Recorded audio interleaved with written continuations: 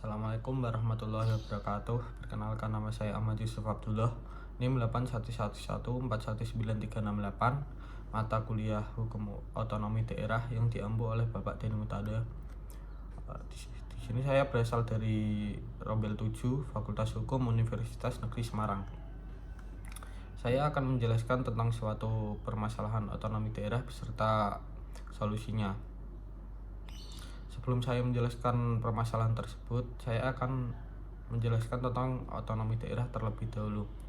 Otonomi daerah merupakan suatu hak dan wewenang berikut kewajiban dari sebuah daerah untuk dapat mengatur serta mengurus urusan daerah sendiri berdasarkan peraturan perundang-undangan yang berlaku. Permasalahan yang akan saya jelaskan ini yaitu terkait dengan permasalahan good governance di Indonesia. Permasalahan ini tidak luput dari perhatian masyarakat. Sebagai warga negara yang baik, kita perlu untuk juga turut membuka mata terhadap hal ini.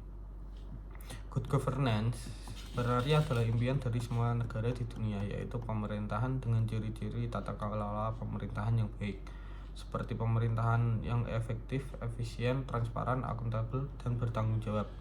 Artinya, penyelenggaraan pemerintahan diharapkan tepat sasaran sesuai dengan rencana strategis yang telah ditetapkan, berdaya guna dan berhasil guna, terbuka dan dapat diawasi oleh semua orang, serta bertanggung jawab terhadap segala kebijakan yang ditetapkan. Permasalahan good governance di Indonesia ini yaitu seperti masih adanya perlakuan spesial bagi para pejabat korup dan lain-lain.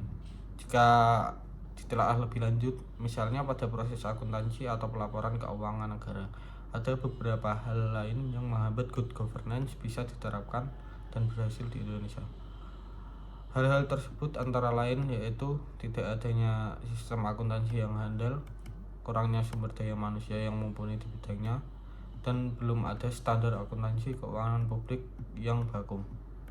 Dari semua permasalahan tersebut, permasalahan yang paling banyak terjadi di Indonesia adalah di bidang integritas pelaku pemerintahan, khususnya dalam hal praktik korupsi.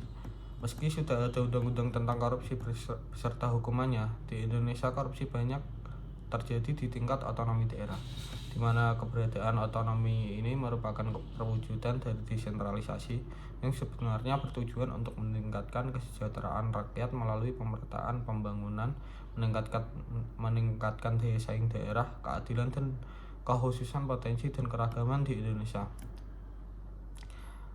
Dengan korupsi dan penyalahan jabatan di atas yang tampaknya menjadi masalah utama good governance di Indonesia, mencari orang-orang dengan integritas tinggi tampaknya menjadi sebuah tantangan tersendiri.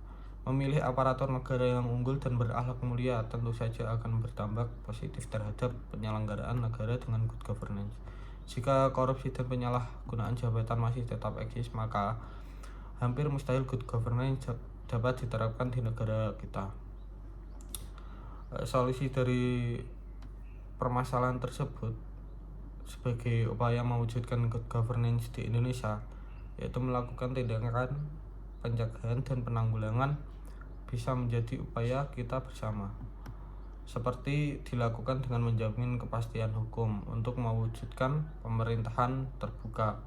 Jaminan ini diberikan sebagai hak publik seperti hak untuk mengamati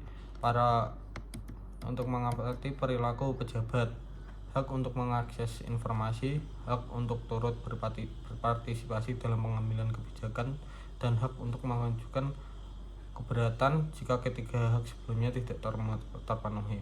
Di samping itu, bisa dilakukan dengan memastikan para pelanggar aturan mendapatkan hukuman yang sesuai, tidak peduli apakah orang tersebut adalah pejabat tertentu atau anggota kelompok tertentu.